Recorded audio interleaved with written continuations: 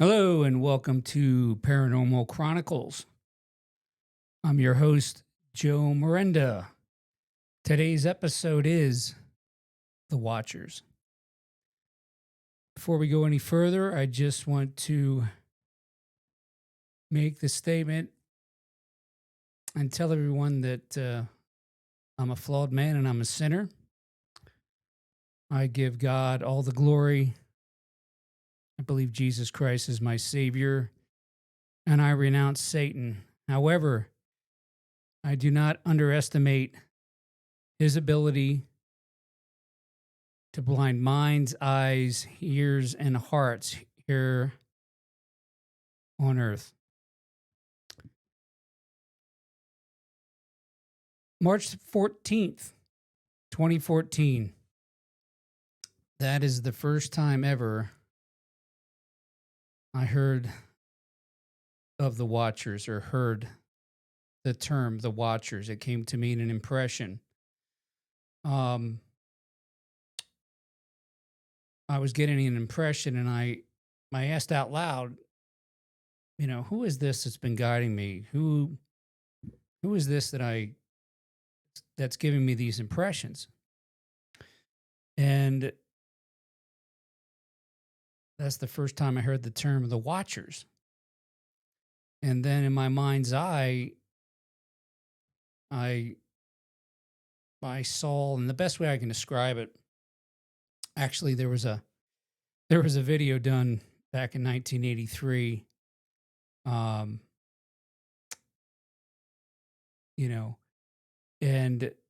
it was a video by the group Zebra.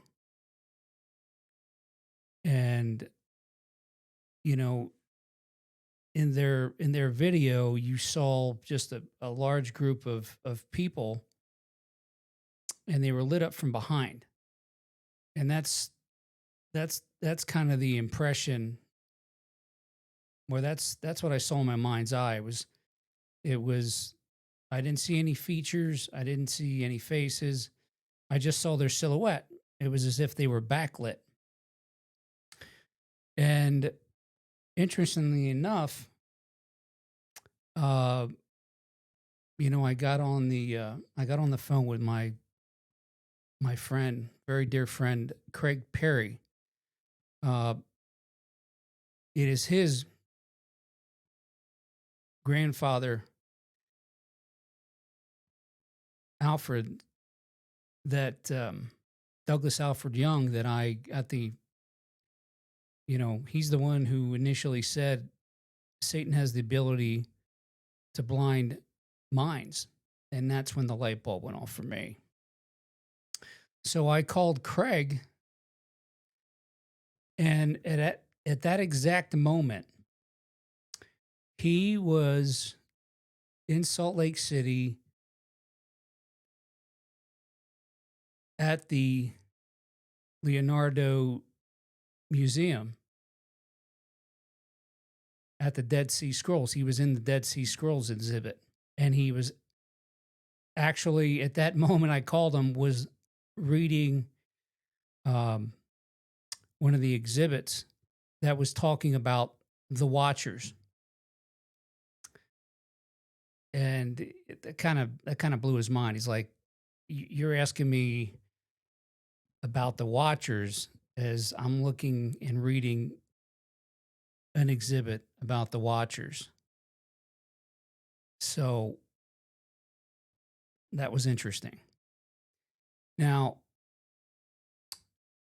I had been getting impressions from these Watchers for a long time. I don't know if it's because I never bothered to ask, or I never wondered. For instance, in October of 2012, I got an impression, and it was actually something that was said to me by. Now, at this moment, I'm realizing it's the Watchers. And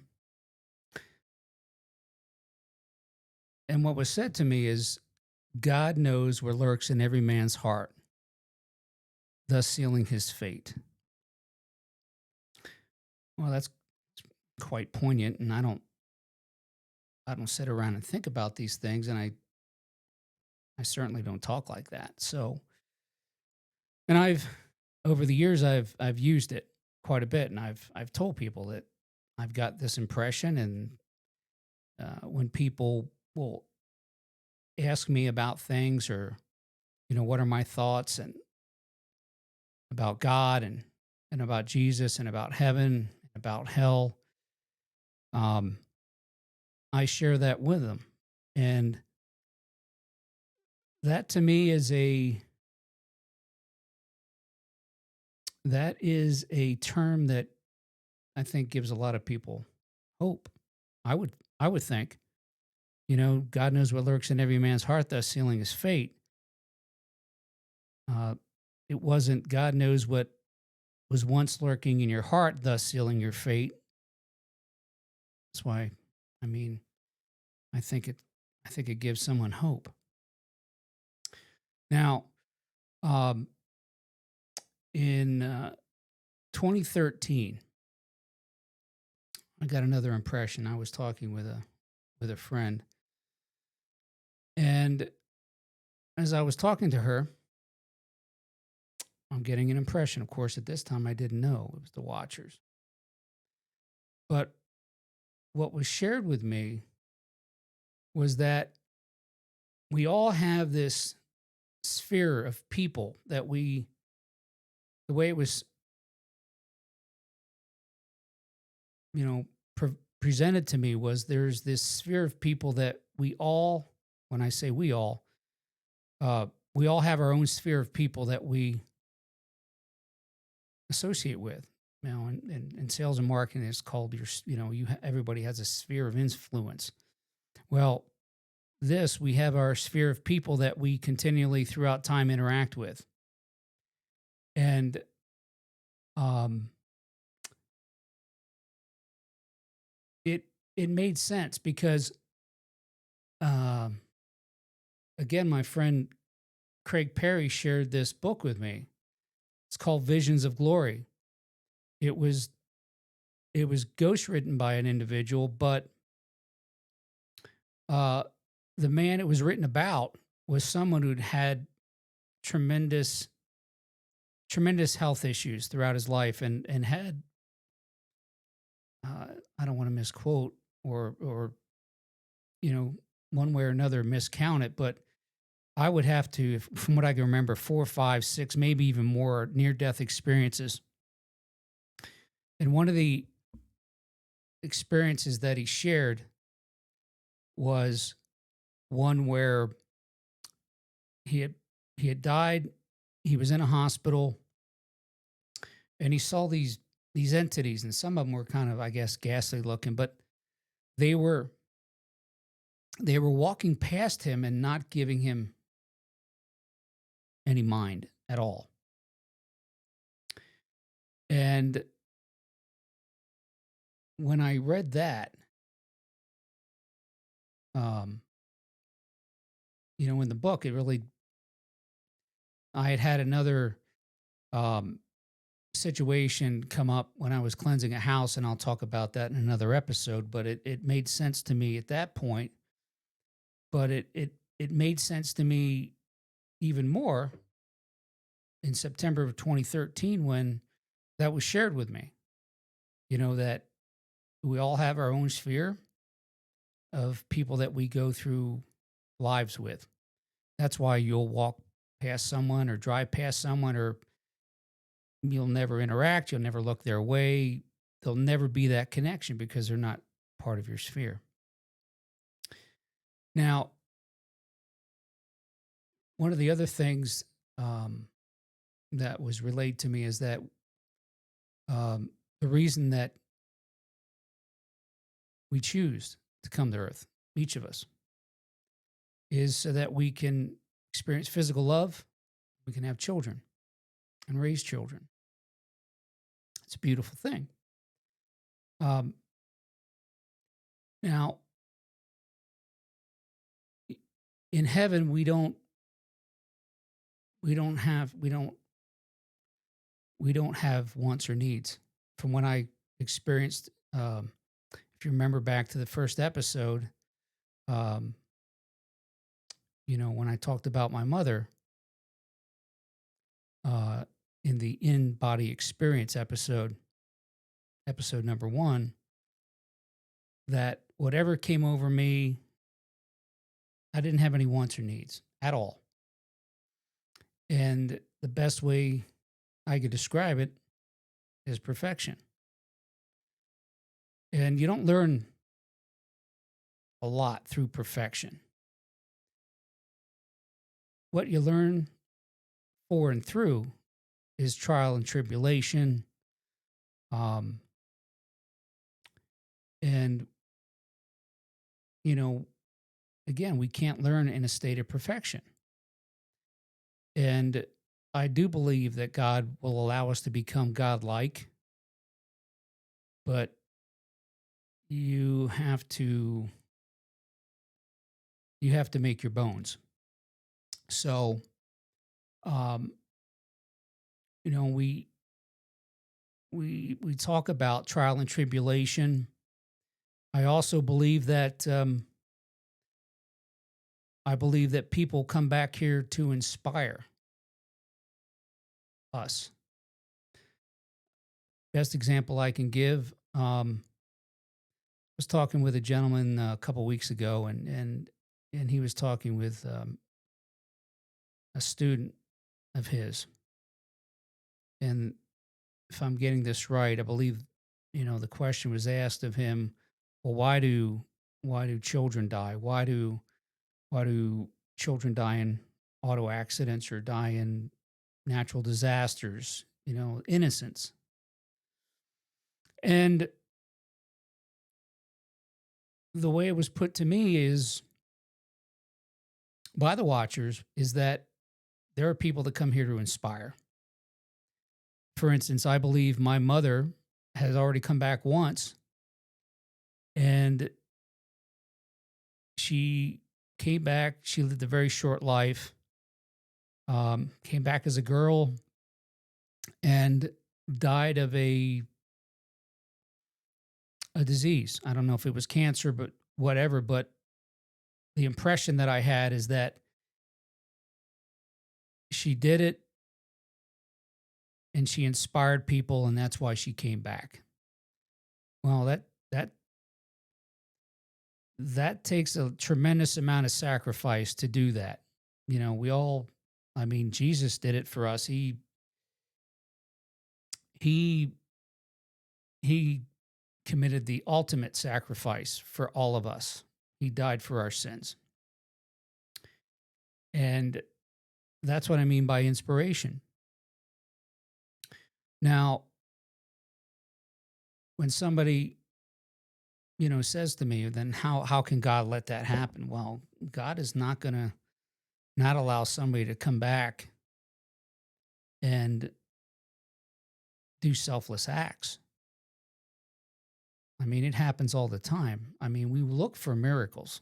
People say they're looking for miracles. Well, they're happening all around us. You just have to know. You just have to have the clarity to understand what it is that you're seeing. Now, I think that as I've gone through this and I've had various experiences with the watchers, I do know that their personalities vary a lot. Some are very impatient, some are funny, some have dry humor, some are pretty pushy too, some are pretty obstinate. But, you know, um, it's an interesting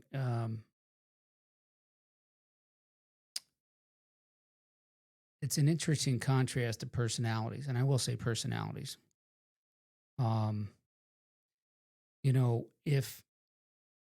If we go back and we look and I know the Watchers were mentioned in the book of Enoch and in the Old Testament,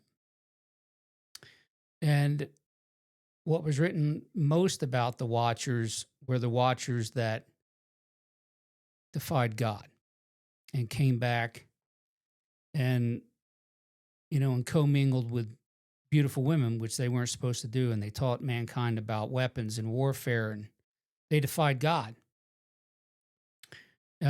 Obviously, I believe Satan uh, had his hands in that, in the women that were seducing the Watchers.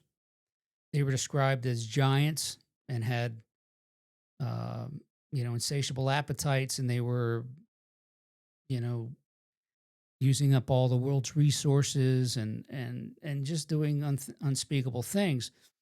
But there were Watchers that didn't defy God, and I believe those are the Watchers who communicate, through me. Um, there are good and bad Watchers. There were Watchers who defied God, and there are holy Watchers. So, um, you know, Enoch, who is the grandfather of Noah, may have been a Watcher.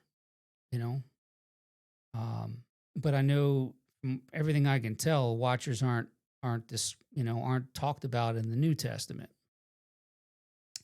So, um, what I can tell you this, from everything that I've experienced and everything that's been shared with me, the Watchers are about love, and they're about guidance. Um, they're the little voices that we hear in our head. Don't do that. Or, maybe you need to call that particular person or that particular loved one. Maybe they might need a little pick me up. Those are your Watchers. But again, maybe some people call them guardian angels. The way it was presented to me as the Watchers. And um, and they're beautiful, and they love us, and they want to help us. Um, I can hear my Watchers, maybe not always. I mean, I'm sure things happen to me that I don't hear everything. I don't have as much clarity as I should, or maybe I had less clarity in the past. I have, I think, a lot more clarity now. But I can hear other people's Watchers too, and they're the same way. I mean, there's varying personalities, and some are pushy, some are funny, some are really laid back, some are, kind of the peacemaker. Um, but they are about love.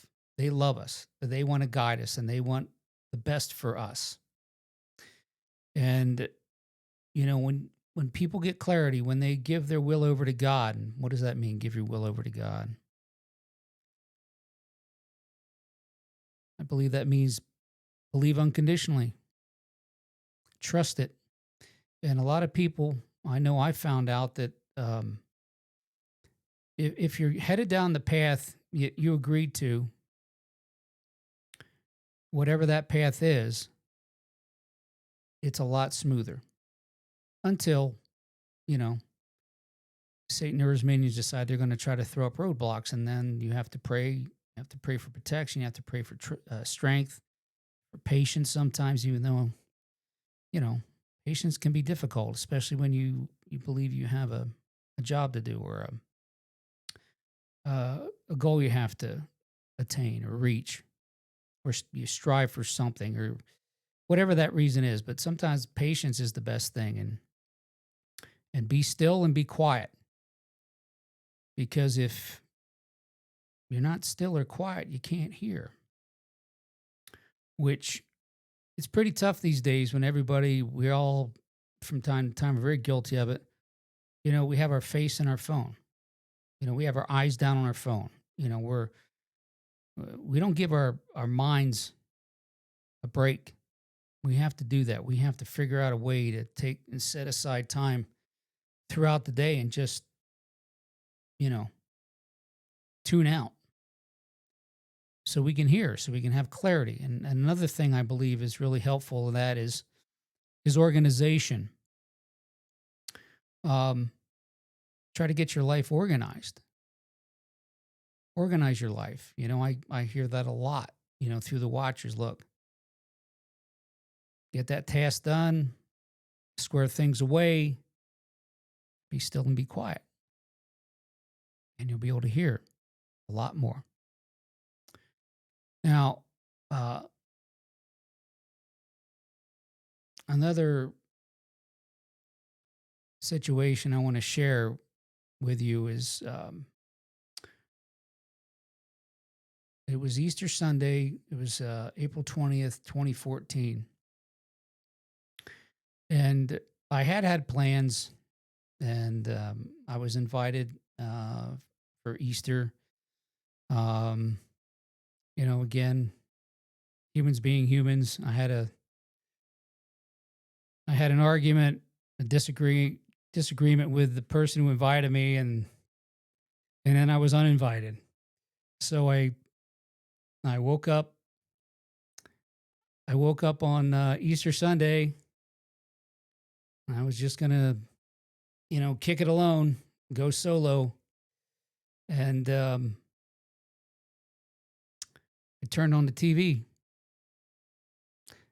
I happened to turn on the History Channel before I cut the cord from cable, and of all, on the History Channel, the story of the Bible was on.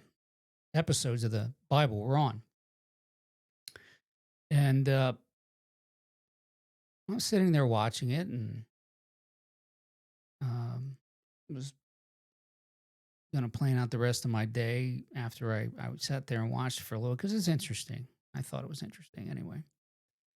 Um, and then I hear this voice. It says, "Draw me." I can't draw. Number one, I mean, my son and my sister, amazing. They're gifted, beyond gifted, artistically. I can't draw. I can draw stick figures. That's about it. I wanted to draw. I've always wanted to draw. I wanted to be an artist. That's not going to happen. So I hear this quiet voice, "Draw me."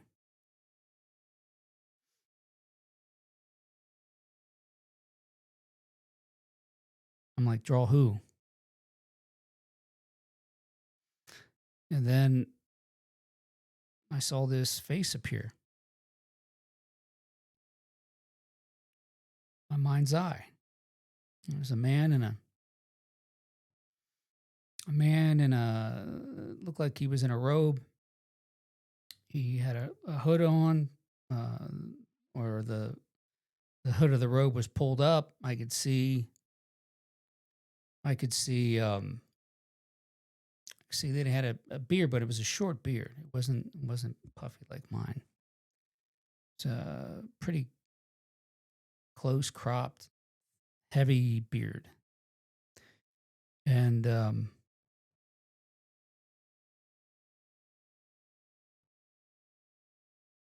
you know, I said in my mind's eye, I said to myself, I can't draw. I can't draw you. Number one, and who is this? And then again, they said, um, I'm a watcher. I want you to draw me. I said, I can't draw. I can't draw you. Then I heard very calmly, you can draw me. I'll help you. So picked up I got a pad, just a regular notebook pad, and I found a pencil, got an eraser, and sat down as I'm watching the Bible on the History Channel. And it took me a good hour, and I'm drawing, I'm correcting. The the watcher who wanted me to draw him was being very specific about every detail of that picture. Even like details of the hair and the beard. Now, when I saw the eyes were like they weren't eyes like we have. That's not what I saw in my mind's eye when this watcher appeared before me. There was just like this light coming out. It's bright, beautiful. I wouldn't call it blinding. It was beautiful. It was a beautiful, bright light. It was as if it was this majestic light that it didn't blind you. It didn't make you pull away from it. It was just very just perfect. And that was coming from the eyes. And so, I worked on it. I worked on it. And within minutes, within minutes of finishing the picture, my friend called me back and re-invited me to Easter dinner. Thought that was pretty cool. And when I was finished,